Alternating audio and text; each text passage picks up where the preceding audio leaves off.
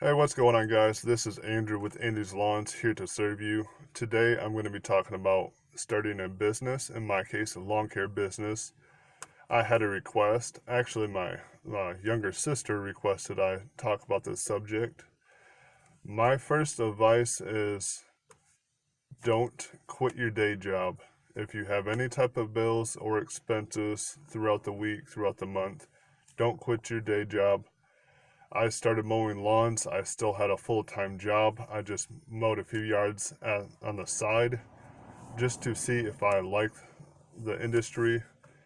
I later on the following year, I got myself a part time job, started doing more lawn care and mulching and so forth like that.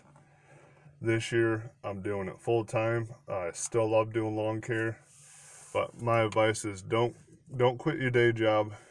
And whatever you are getting into, whether it be lawn care or any other business, yes, you want to make money, you got to make money in it, but you also have to love what you're doing and believe in what you're doing.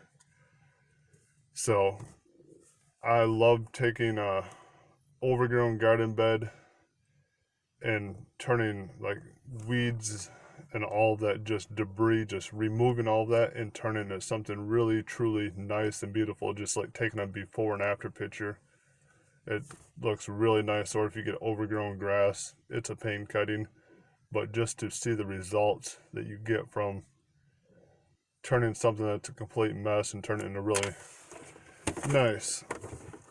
So, with that being said, like I said, don't quit your day job.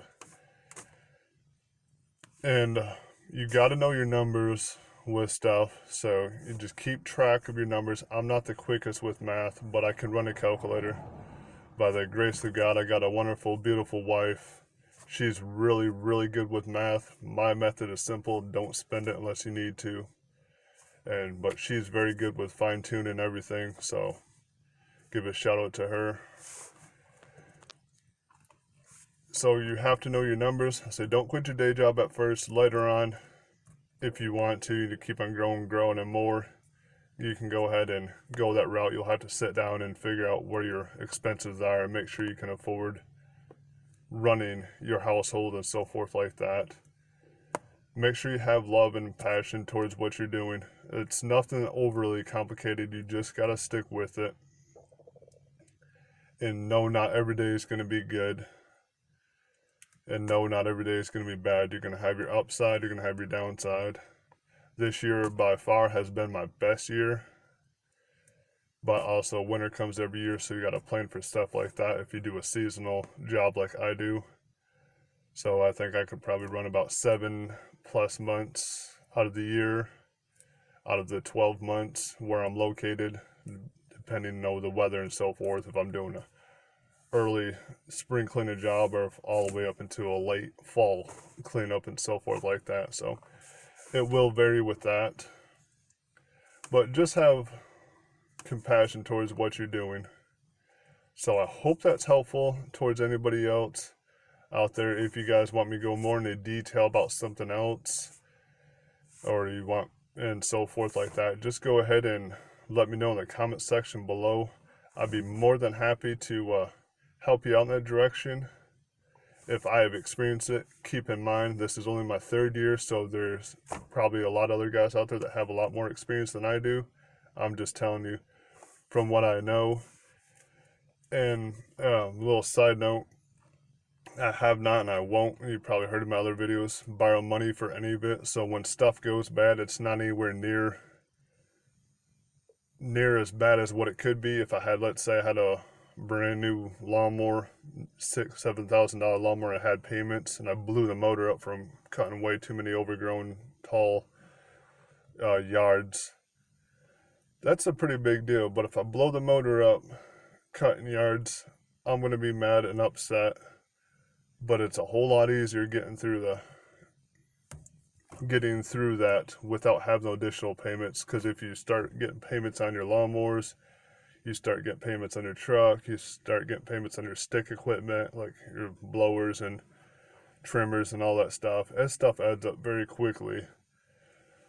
And not only that, you got to work twice as hard just to maintain your overhead. So keep your overhead down. And what I mean by that, your overhead is your outgo versus your income. Your money coming in versus money going out. I like seeing money come in. I don't like seeing money go out.